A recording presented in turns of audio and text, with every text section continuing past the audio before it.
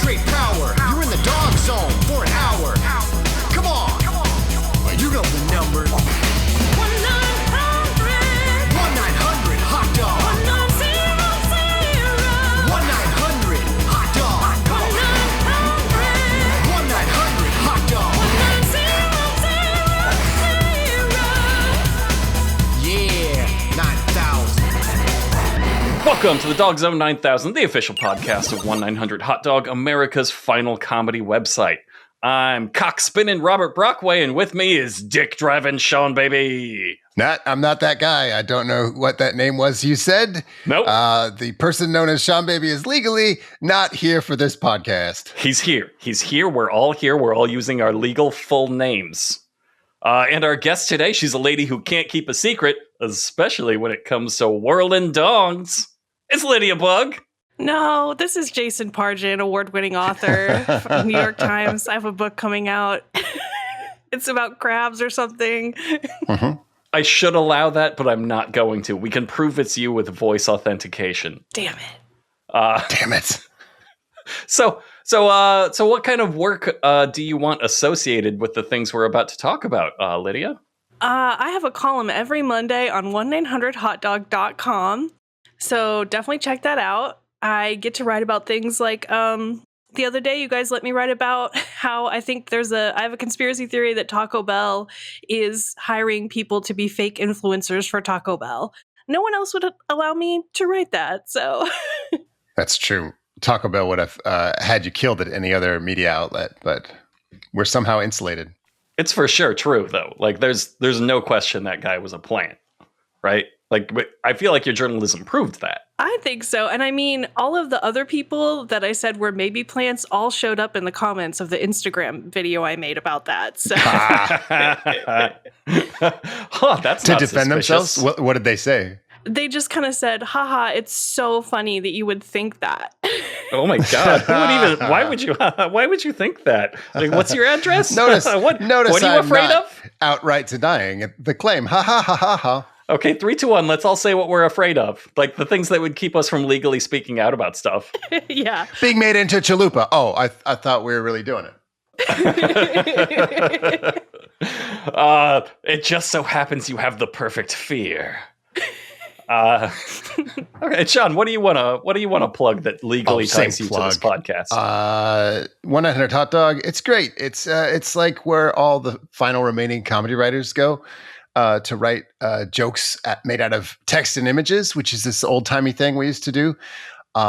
It's so good. It's like when social media was funny, but take away like all of the GoFundMes and like political crap. It's just like, what if everything was jokes? What if you could go to a place every day and the whole thing was jokes?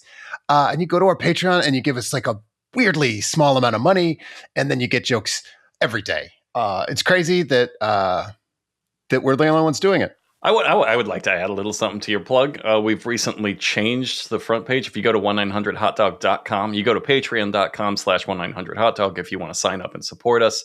But go to 1-900hotdog.com, and we've had our brilliant lockmaster, Thomas, of course, change the front page so that if you're not logged in, it just gives you every free article. So it functions now with our massive backlog, just like Cracked or something did. You don't have to log in, you don't have to do anything. You go there, everything's free. You just click on stuff and read articles. I think there's over a couple thousand now. Yeah, it's got to be so many free ones. Like you wouldn't even get through the free ones. We're never going to make money ever again. That's so, I don't know. It's good for you, listener. There's no ads. We're not monetizing in any way. There's a little button that's like, hey, if you want to sign up, it's here, but there's no pop-ups, nothing like that. You could just go like it's 2005 and read funny stuff on the internet, and nobody will assault you about anything. God, you're so lucky, listeners. Okay, it's my turn. It turns out I'm no longer legally obligated to promote my new book. Yay! What are you going to do instead? I don't know. Live. Just live, man. Yeah, just fucking live. I think I'm going to learn to jet ski.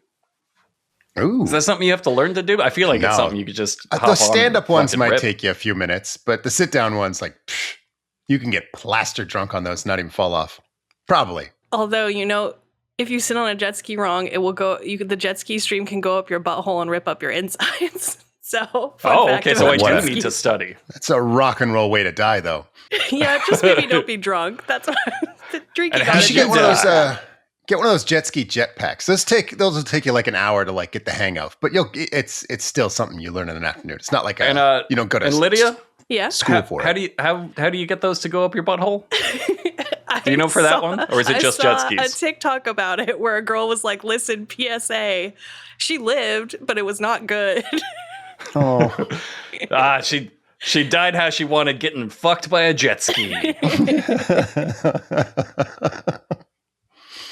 and she was not a ghost. It was a real person. It was a real person. She was, yeah, Just she was but like, just like the top half, right? Just like a jar, just a talking head. don't make the same mistake. Glub. Just like a fish full pops out Darth of her Vader ear. suit. Yeah. Yeah. Is this maybe how you make a jet ski centaur? You think? If there's gonna be a way, I that's would- probably it. Like if a jet ski takes your bottom half, doctors will have no choice but to sew the jet ski on, and then boom, you got jet ski centaur. Will they I really think have you just no choice? fuck a jet ski. I think that's how medicine works. No. The way I know genealogy, you fuck a jet ski, and then one out of every 4 children will be the right kind of jet ski centaur. The others will be horrible abominations. Okay, well, you'll tell have me to how drown. that doesn't count as fucking a jet ski. Like, that sounds like she fucked a jet ski. Yeah, no, okay, you're right. I'm sorry, I've horribly derailed this. I think that's fine because what we're talking about. Let's fuck around the whole time because I don't want to talk about this thing that you made us watch. Like, I know you can't just bring up like a jet ski can go up your butthole, and then that's the end of the conversation, and we move on. So Yeah, that's you my have fault. to talk. You have to talk about the jet ski centaurs. Like, it's a legal obligation at that point. But today we are talking about something. We've got a subject matter. Anybody got anything else to bring up? Fuck, I wish. All right, Sadly, no. we're watching Round the Twist. This is an Australian kids show from the 90s. It won basically every award Australian television had to offer. What? What? It No. also won most international children's awards. No. It ran for only 4 seasons, but those 4 seasons were over the span of 10 years. They had a long production schedule, so they had to replace basically the whole cast 3 times. Because they aged out and they just were like, no, you have to No. be young. I think you're sure it's because they aged out and they weren't like, missing. Yeah, let's use Because the aged episode out you made in me hard watch. quotes. Yeah, okay. One more fun fact. This was rebroadcast around the world. It was broadcast in England for sure because it was personal. So a country with laws saw this episode that you showed us. Yes, it was once personally endorsed by the Queen of England, Queen Elizabeth II, who did so You're when lying. she was visiting the set.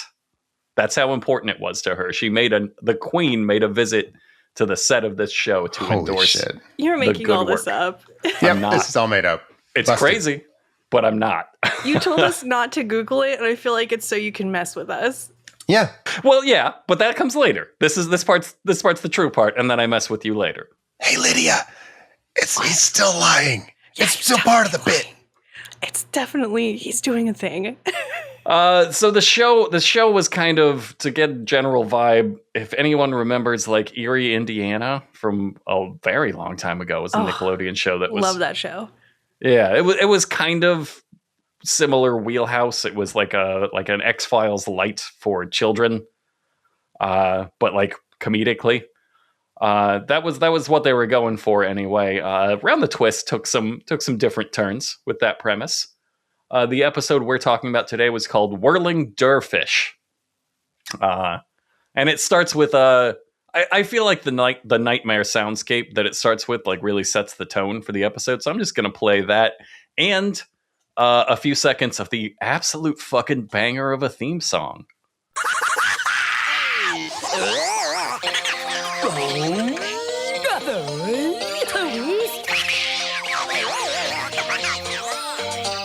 Have you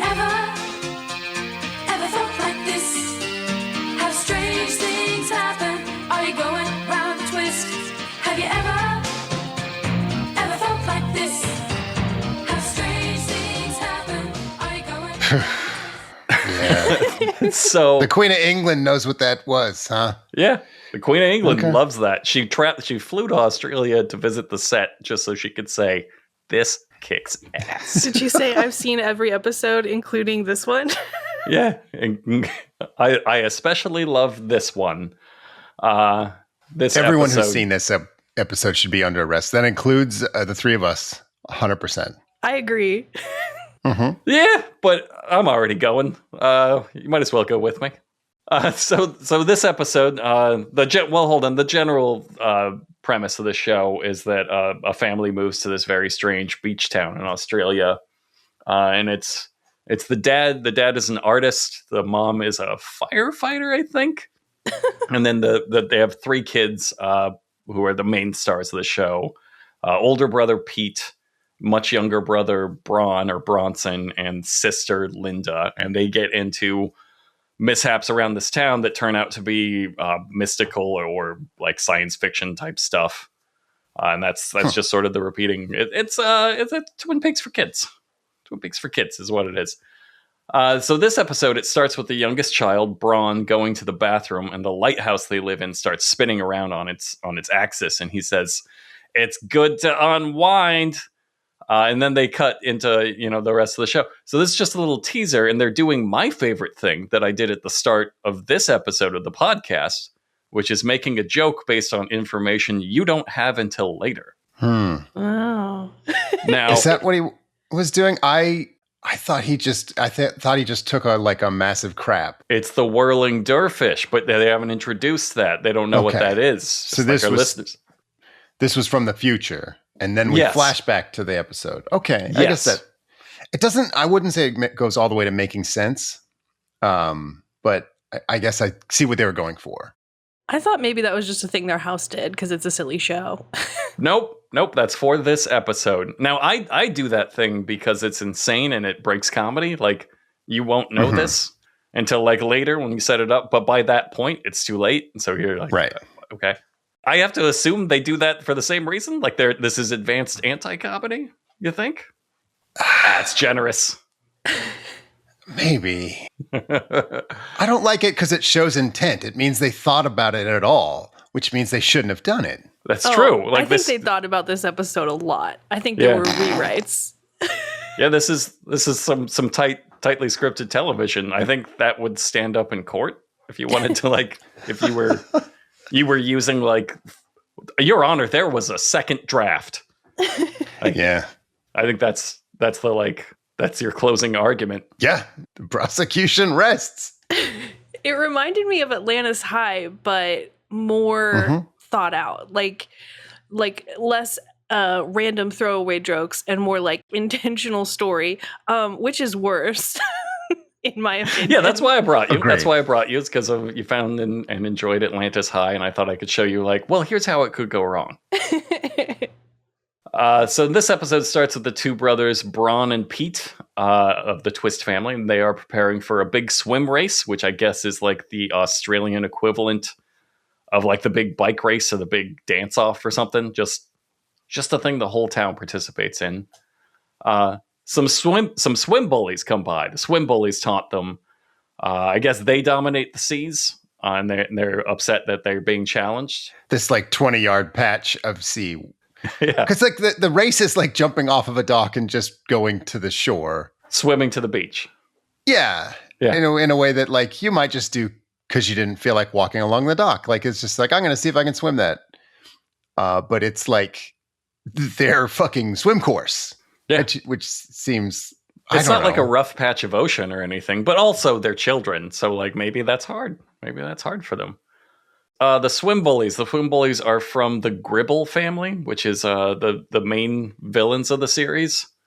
I think that's what they're named. I think the parents are like evil real estate agents, which like I have to give that to them. Real estate agents have always struck me as evil. Yeah. It's a good evil profession, They're closing down the rec center. Yeah, I'm pretty sure they have an episode where that happens, and it can be only be saved with horrible child crimes. They probably sold them that spinning lighthouse. Probably why they hate them. Yeah, I don't think we mentioned that they do live in a lighthouse. They live in a kooky lighthouse. That's their house. And it spins when you flush the toilet. That's fucking crazy. Foundational issue for sure. Okay, I don't. We're clearly like talking around the thing that happened, so I don't want to get to it later. But I think the lighthouse spins because of the thing that we're going to talk about. Oh, We discussed this, and I think you're right. I just don't think it's going to fix itself. I think that's just going to keep doing it. So the younger brother challenges the swim bullies to a race. Bully just whips off his shirt with astonishing speed. It's a little worrisome how quickly he's ready to just strip down, and he leaps into the ocean, and they all start swimming. They're neck and neck. But like the unspoken rule is this race doesn't end until you get up on the beach and run to tag a big trash can. I assume that's Australian rules. And all of this like overshadows little Braun. This is Pete and like the main bully, and so they're like Braun, the little guy who challenged him to this race, is just kind of forgotten as the older brother and the main bully do this swim race, and they're like neck and neck. It's mere seconds away when they finish, and everybody's applauding how well Pete did, and like the evil real estate agents are scolding their kid for not winning by enough. And everyone has forgotten about Braun, who later, like 5 minutes later, emerges from the ocean, like staggering and breathing really hard, like he almost died out there, just forgotten in the ocean. Third place, you get left for dead. That's the rules of this race. Like they actually turn around and be like, "Oh, Braun, you were swimming too." His parents say that.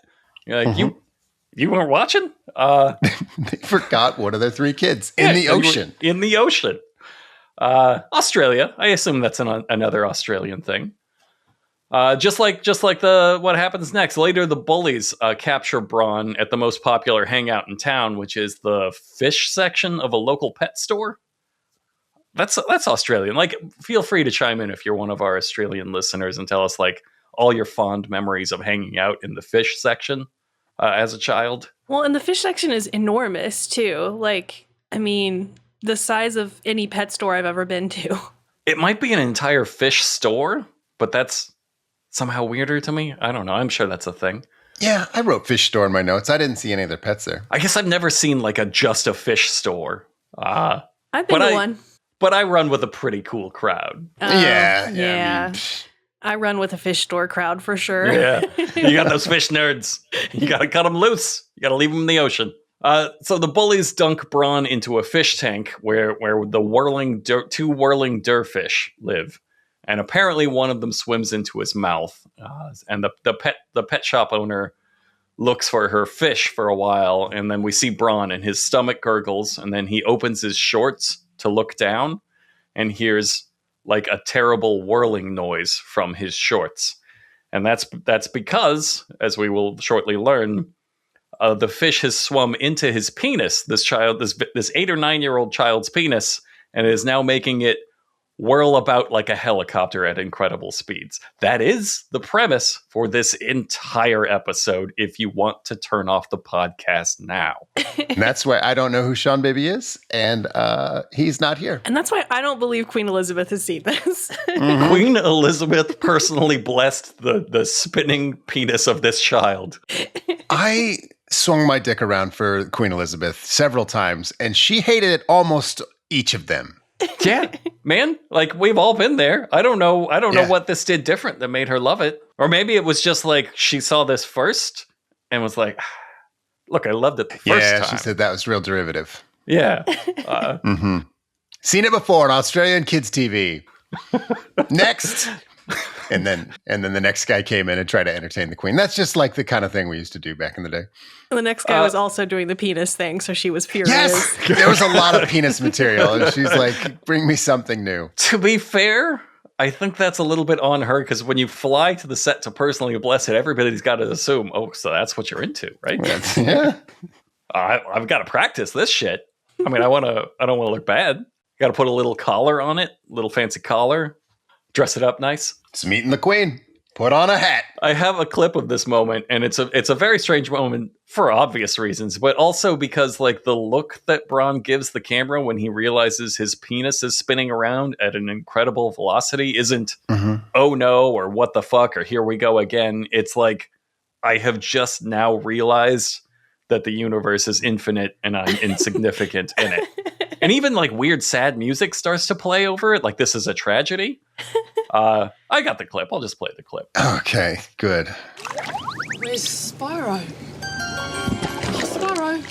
Suffering swordfish. This is awful. They're the last pair in captivity, and now the male's missing. Spyro, where are you? Spyro, hold on. Don't panic. Stay calm, Spyro. Well, don't just stand there. Help me look for him. Spyro. Ding dong ding. Whirling penis. It's I mean, so if your fucking penis, weird. I don't have a penis, so I don't know. But I think if I had an organ that suddenly became sentient and started moving around, I would think like, I'm gonna die. Yeah. Yeah, you would freak the fuck out. Like that child should have yelled, "Should my penis be spinning like this? Oh no, I need help." I didn't have any problem with the way he reacted. I would do the same thing. I'd say, I've got to get in the water and see how fucking fast this dick propeller is. That's. I thought it was a great reaction. Well, that doesn't happen yet. He does still kind of freak out about it. Yeah, I'm a step ahead of him. I wanted to play that clip just so everyone would be able to hear the sound of a whirling penis. Good call. Yeah. That way they're complicit in the crime. Yeah, we had to hear it, and now so did you.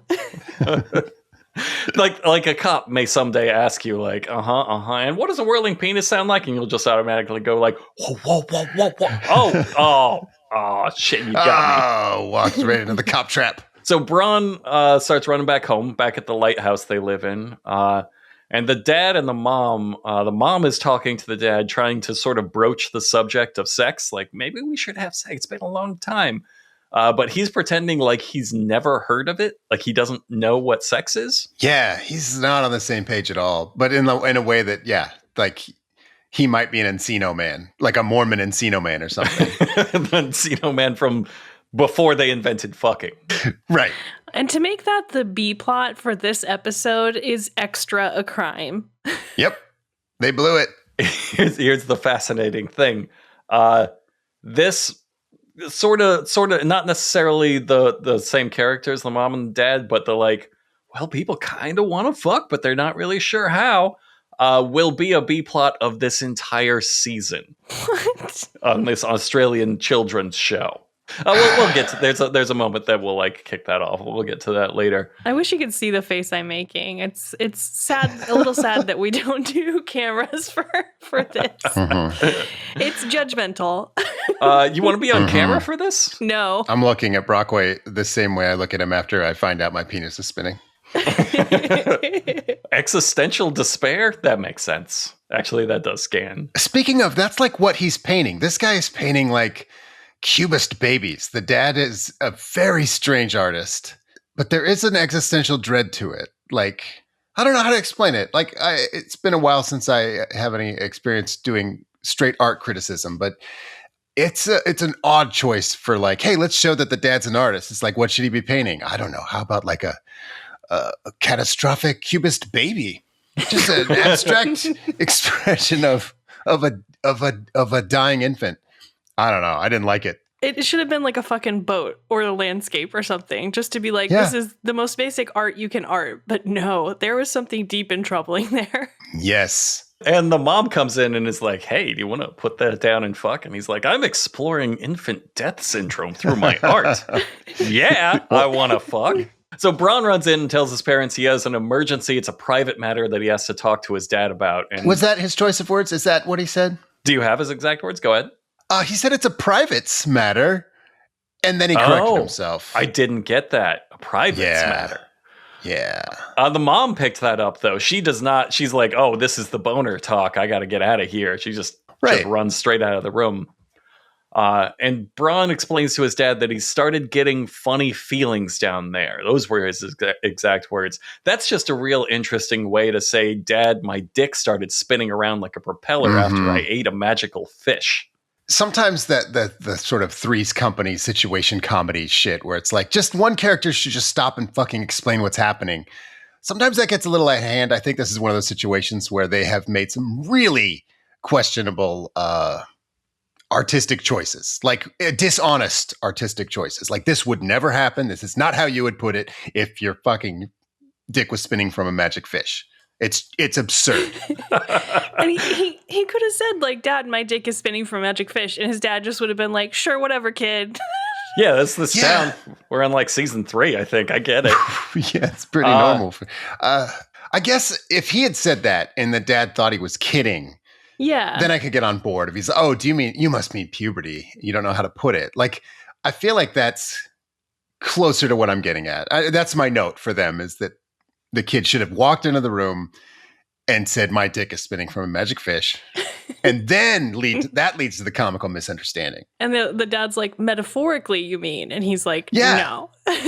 Yeah, because he's a fanciful artist. He'd be like, oh, wow, what an interesting way to put, like, your changing body. I just want to, we don't have to revisit it. I just really want to put a pin so we don't forget. Can we put a pin in the idea of an episode of Three's Company where Jack's penis is just always spinning? Like, that's the problem. That was most of them. I think that's a really good episode. If, like, the problem is, like, he's ready to have, like, everyone's ready to have sex, but his dick won't stop spinning. So they're, like, trying to come up with solutions for it. I just think that's, like, maybe I'll save that for, like, a spec Let's script. write that spec script, yeah. Yeah. Okay. A pin. That's the pilot for your new Three's Company reboot. Yep. Episode 1, baby. Pilot You got to know what episode. you're in for. Magical realism, Three's Company. So I guess, all right. So having them have this conversation means this episode, That's like, just the Archie. metaphor. So I was trying to think, like, that exists, right? And I'm like, yeah, that's just Archie. Oh shit, you're right. All right, never mind. Let's write an issue Archie then. Can't be that hard. They already did a Riverdale where Archie's penis spins around and he flies. God damn it. They've done everything cool. Born too late to do the spinning penis episode. So having this, like, comical moment of, like, Dad, I might be going through puberty, but it's a spinning penis misunderstanding. It means the metaphor for this whole episode is, like, this is a young man experiencing his first erection. Like, that's thematically what you've locked yourself into now. It's at least what 2 of the characters think. Yes. And they do double down on that because the kid, Braun, he runs to the bathroom and his siblings, it's a 1-bathroom lighthouse, I guess. His siblings are, like, beating the door down. And inside the bathroom, Braun squeezes water on his penis to see what happens. Like, we've all been there.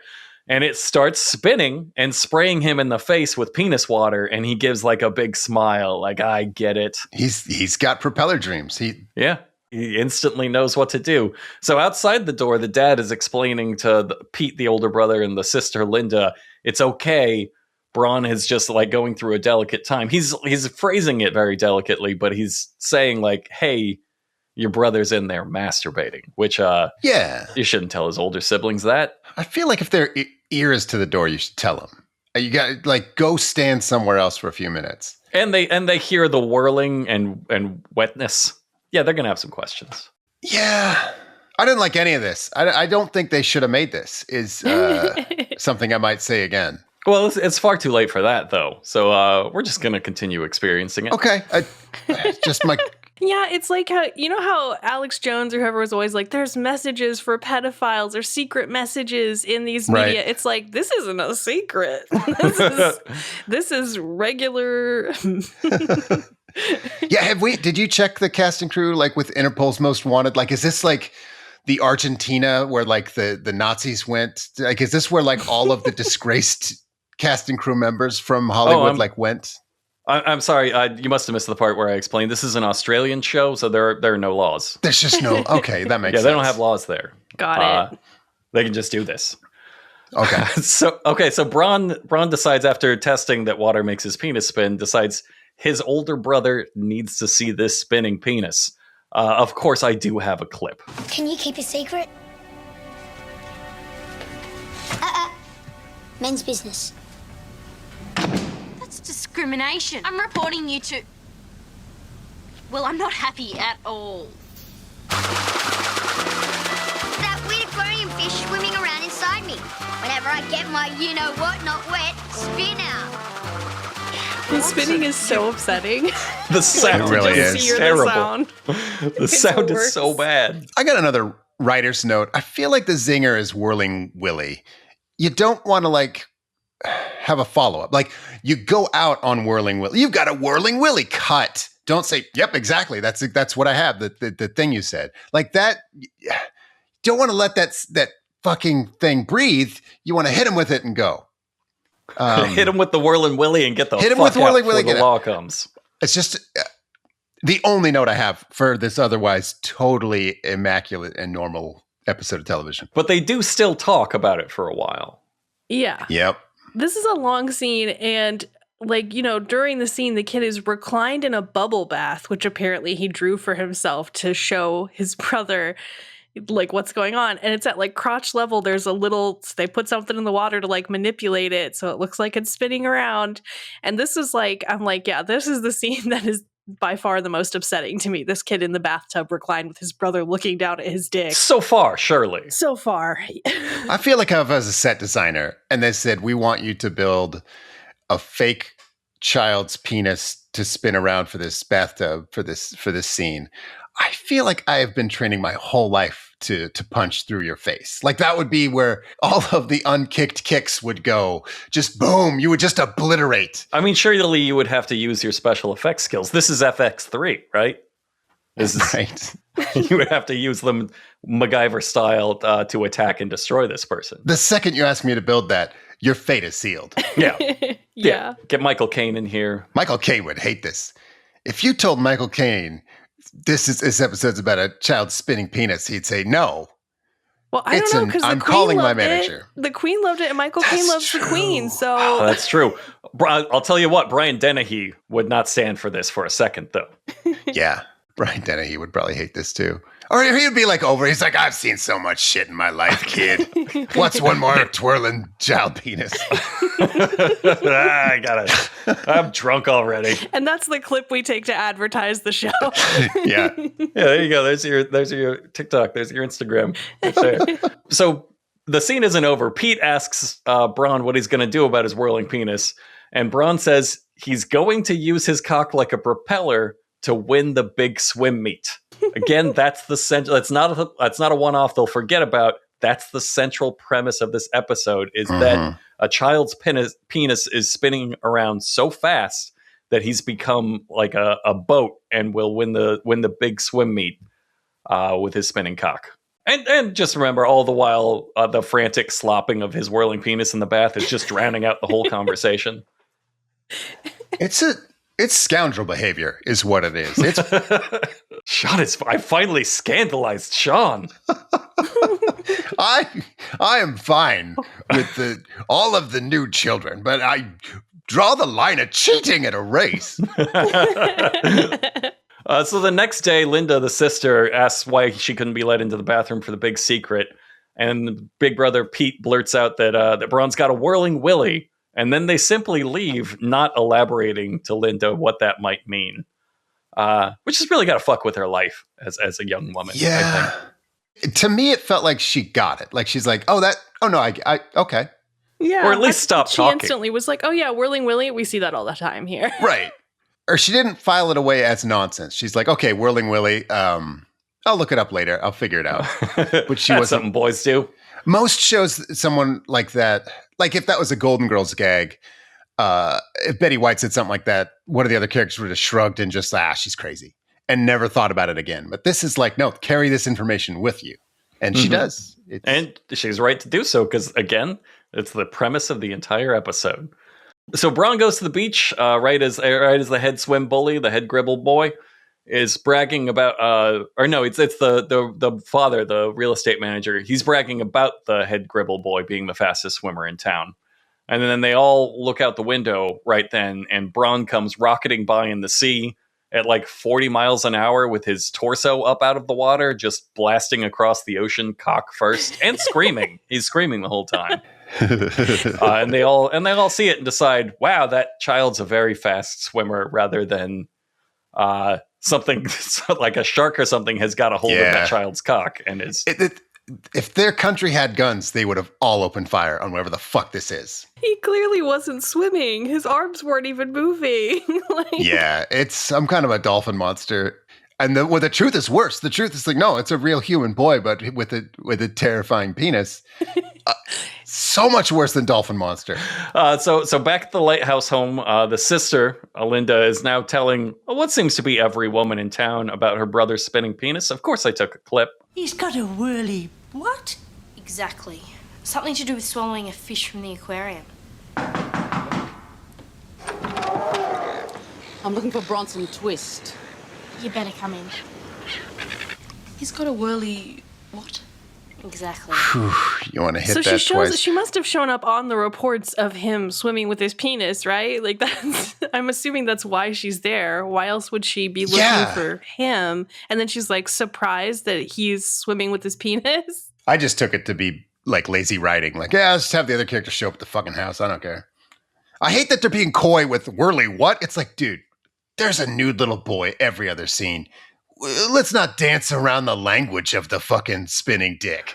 You built a spinning prosthetic child's penis to have that bathroom scene. Like, coyness is out the door. Come on. Now we're being shy about the word penis. So the second voice you heard was the fish store owner. She explains that these were, of course, the last two whirling derfish in existence, and the mate is dying of loneliness already. So, like, that's why they are the last two in existence, is because if one's ever apart, the other one will die within moments, just actual moments. Huh. Back in town, like, the whole city has gone nuts over Bron's incredible swimming. No questions about how he's, again, rocketing across the ocean, dick first. This just in, torpedo dick boy. Yeah, he's the biggest hit of the town. And then this is the moment we were alluding to earlier. They cut away to that B plot again, and later that night, the mom is still like trying to fuck the dad in a way that it makes it seem like he has no idea what she's talking about. Penis in the what? What's the? But she picks up a Viking book of poetry to get him in the mood, which is already a very strange thing to do. And the letters dissolve as she reads the poem, and it overpowers like the father with sudden, not lust, but sudden love for her. And this is the series long story arc B plot, where this book will keep falling into different hands and making people fall in love against their will. Okay. That's one of the questions I had, is like, does this thing come back? Because this seems really powerful. It was really haunting too, because there's a fish inside the little boy's penis. I don't think we should be like playing around with like love spells, right? Like what if the fish hears one of these fucking love spells? That's a whole new problem that I don't want to think about. Yeah. I mean, the whole town's going to have to deal with this spinning cock sooner or later. Like, yeah, having the B plot be about sex is such a weird choice. If you're going to do a penis thing with a child, then you really don't want to bring more sex into the plot, but they chose to do that.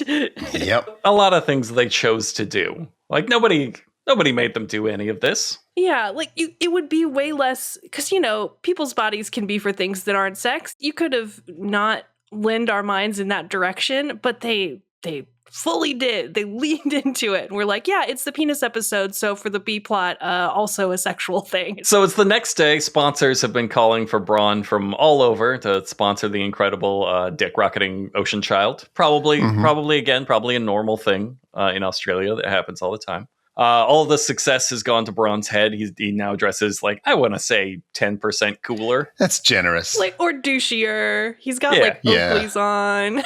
Yeah.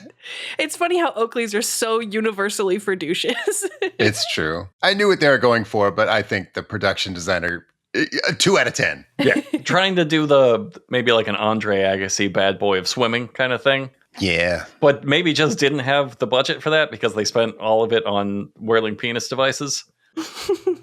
Anyway, you kind of get it because of the cool guitar riffs that play whenever he's on screen. Yeah. The sister Linda starts bugging him about saving his responsibility to save the derfish species because they're the last two in the world. Okay, which of course means they're already extinct, but we don't have to go into that. Back with the parents, the mother is holding. I feel like these stakes are. I mean, it's clear to us that these fish are going to die if they don't fix it. But like, she's trying to like play to his like, hey, you got to save the fish. But I do feel like there's a danger of having a dead fish in your dick. Like they could have made the stakes like, no, you will also die. And they didn't. Yeah, like sepsis is right around the corner for this child. They do an interesting thing here where they say the fish will die if they're apart, but only the female left in the tank, not the one in his penis, seems to be dying of loneliness, where they establish like later on, which we'll get to, that the fish can apparently leave whenever it wants. and it's having a great time in the child's penis. Yeah, I don't like that suggests that he's having a romantic relationship with this child's crotch. That's fucked up. Yeah, it's fucked up what you've just done there, because he's not dying. Only the female is dying, which means he's not lonely. And that, like many things we've talked about today, sucks. That sucks. Yeah. It means this child is filled with milk. Is that what you said? What you call it? Jamie, cut that. Or look up how to say fish cum. Yeah, let's cut that. Oh, I called the police about 30 minutes ago. So back with the parents, the mother is folding laundry and she comes across Braun's underwear, which now have a huge cutout for a dick in them. Now, of course, we, the audience, know this is perfectly explainable. His penis spins at such an incredible speed, and to utilize it to its fullest, he has to have just an easy way to pull his whole cock and balls out so that he can use it as a propeller for maximum speed. But she doesn't know that. And so she brings over the dad, and they both look at it and say, like, oh, we got to have a talk with him, because they think he's been jerking off so much he's burned a hole in his underwear, I guess. Yeah. Like, I don't know what they think. I don't know. She holds it right up to his face too. She's like, check out the hole in these tiny underpants, and like puts it in his nose. I'm like, no, divorced. And you wonder why I don't fuck you? Yeah. So the big swim race. The big swim race is about to start. The sister, Linda, and the pet shop owner capture Braun, and they coax the fish out of his body in a kind of a horrifying body horror moment where they show it like they show it while he's clothed, but they show it making its way up through his body, and it clearly like upsets the boy. He's like, this is unpleasant that it's swimming from my dick into my stomach, into my chest, into his neck. And then they have it poke its little head out between his lips. So if this is still a metaphor for a young boy's first erection, that's illegal. Yep. What you just did. And it's also so gross. Like, just hard to watch because of the way the kid's like, like, you know, kind of horking up the fish anyway. Mm. And then even beyond the metaphor of it, it's all gross. It's really, really gross. And stupid, too, because, like, they just kind of called it, like, hey, fish, come crawl up this fucking boy's body and come out his mouth. And he's like, okay, cool, yeah, I'll do that. I hear a human voice telling me what to do in English. It's fucking stupid. All of it's so fucking stupid. And the special effects are maybe 20% better than they should be. I was like, this looks like shit, but, like, better than it oughta. You know? Yeah, like for the era, it's pretty good. Yeah, someone put in a little effort to make it look like a fish was crawling out of this kid's mouth. Didn't like it. Nope. Again, that just establishes the fish is exactly where it wants to be. It could get out at any time. But for the first time, Braun now forces him back down and he runs away. Elsewhere, the bully children, the Grebels, are talking about their plan to win the race and cheat somehow. Pete overhears it and barges right in to tell them, well, I heard everything. And so they tape him up. Yeah, it's a bad plan. It's a bad plan. Yeah, why? I thought that what a stupid older brother to be like, hey, me, just by myself, heard all three of you's plan. Good thing there's no one else around to stop whatever happens next. Yeah, I gotta wonder if, like, maybe throughout the show, Pete is established as like an idiot. And that's supposed to be like a joke. Maybe, I don't know. I'm being very generous with the show that has an episode about a spinning child's penis. Yeah, stop it. Be meaner. So the Gribble's plan is to super glue Braun's feet to the starting point at the swim race. And two of the lesser Gribbles, they put the glue down, smear it with their hands, and then high five, instantly gluing themselves together. You gotta do that. I mean, I let that one go. There's no other choice. Yeah, that's a fine bit for a kid's show. Yeah. I was more concerned with how the writing falls apart, where they're like, the sister has a jar of the dying fish. She's like, you got to give me that other fish out of your dick to save the species of fish. And he's like, dude, just give me 3 minutes to win the race. And she's like, no, you got to do it now. And I'm like, I honestly think that the fish can wait 3 more fucking minutes. Like, give me a break. I kind of thought the same thing. I was like, why is this so important? Like, literally, she can just wait till the race is over. Yeah. Come on. It's just over there. They're swimming right there. He does bring that up because she will persistently do this. She'll do this again and again throughout this whole, like, race section. And he starts bringing up, like, it just literally give me 4 seconds. Yeah, come on. But she will not. So Pete hops up and he breaks free just in time to warn his brother that they're gonna cheat. But then he falls on a nearby beach trampoline. They have those, of course, and catapults himself inchworm style into the ocean where he begins to drown. Incredible shot of this child, like a dummy, clearly, like being thrown through the air, flying Absolutely through launched. the air, bouncing off the air. I loved that shot. I was like, beautiful practical effect. I like to think they used a stunt child. I like to think they killed the child for this. I like how the little boy with the fish stick. It's a tough choice because he's like, do I do the race or do I save my brother? And he's like thinking about it, like long enough that the brother could have died. Certainly is in the process of dying. Yes.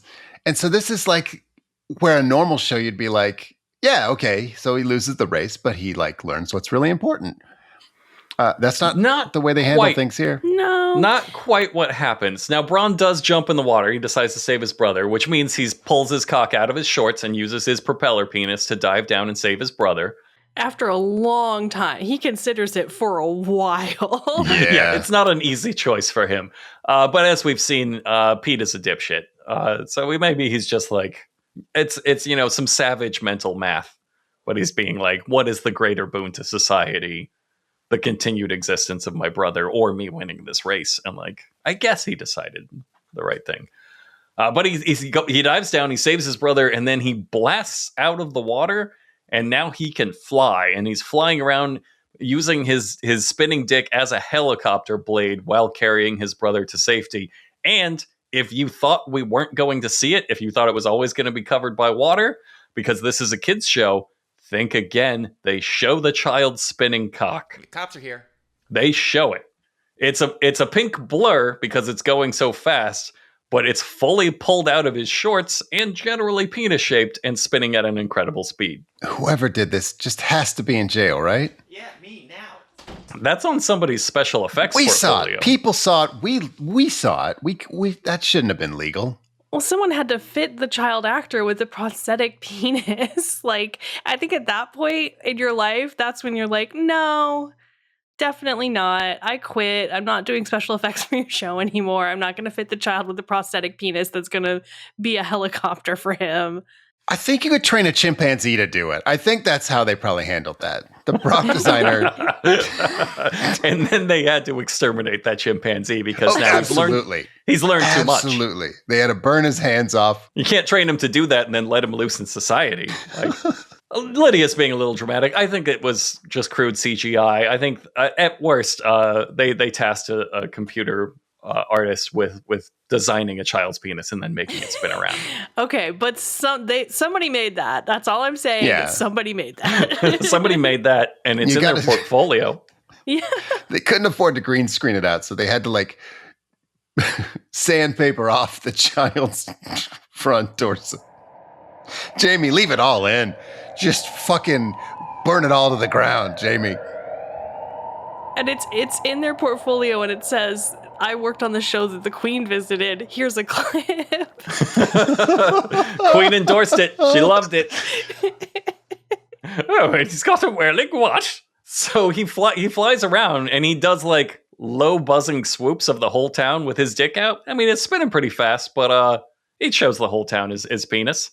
And he drops off his brother, and he leaps back in the ocean to finish the race, because as Sean said, the obvious course that you should do is like, okay, well, I had to choose between winning the race or saving my brother. This show says, nah, he's going to do both. It's not a trolley problem. He does whatever. The ladyfish is dying. And so now you're like, what about those other steaks?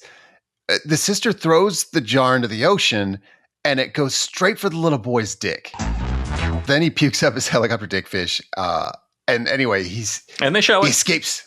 Yes. Yeah. And so the fish escape into the ocean together, probably to be eaten. Like if they're the only two left, that's a dead species of fish. Yeah, they were extinct. They were already. They're extinct. Yeah, and like not to be a fish nerd, but also it can't properly acclimate to the ocean. Like when they change water temperatures, if it's even like a very minimal difference, they'll just die. So they're dead. Yeah, it's sorry, fans of dickfishes, they're dead. They're all extinct now. But now the kid is doing a Teen Wolf where he has to race against the much faster bully using no supernatural powers. He's just his own nerdy self. But somehow this time it works. They're doing a spinning dick Teen Wolf. Spinning Dick Teen Wolf, but not for teens. Spinning Dick Child Wolf, I believe, is what the spinoff would be named. Yeah. Well, and he doesn't win either. He loses. Right. But just barely, so that the whole town celebrates like how well he did for his age, fully knowing, they've seen it, they know he was cheating with a magical spinning penis.